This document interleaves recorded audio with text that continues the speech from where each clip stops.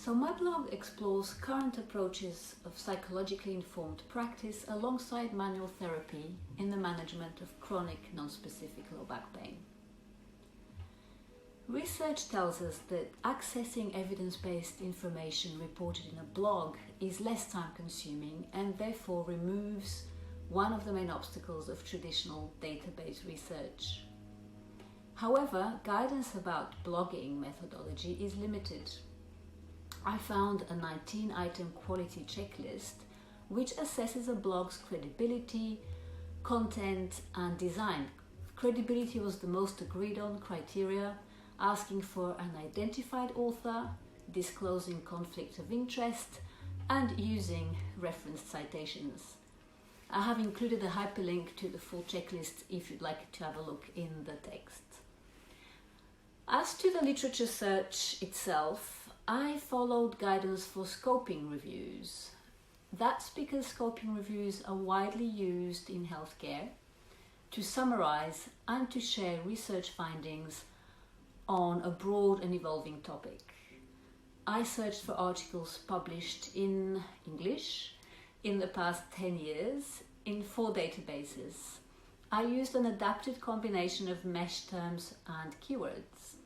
I also looked for relevant literature in other sources, such as bibliographies, organization websites, blogs, and Twitter. You'll find details of my search strategy in figures 1, 2, and 3 over in the text below. So this gave me a total of 312 papers, which reduced to 32 after title, abstract, and full text screening.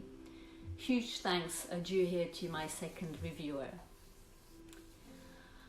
After reading all 32 papers, I populated a data extraction form on Excel to help me make sense of all the information and to be able to filter the content by whatever criteria I may need later on. As you may know, quality assessment of the literature is not actually a requirement in scoping reviews. However, I did appraise the 6 systematic reviews that I had identified. This is because I wanted to find out what research had to say about the effectiveness of psychologically informed interventions in chronic non-specific low back pain and how good it actually was.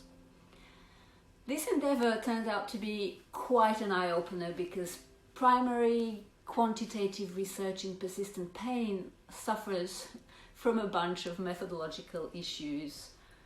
An easy example that comes to mind is that there is no uniformity on the outcome measures, for example, used in RCTs. This, in my opinion, limits the impact of systematic reviews as a key tool for achieving evidence-based practice, which means in turn that we would struggle to find actionable recommendations for clinical practice, perhaps. In my next posts, I will introduce the family of psychologically informed interventions alongside reflections from my research. I then aim to take a deeper dive into one of those interventions with you. I also have a couple of podcasts in mind which I'd quite like to share just to break things up a little. Okay, I really hope that you enjoy reading my posts and I look forward to your questions and comments down below. Thank you.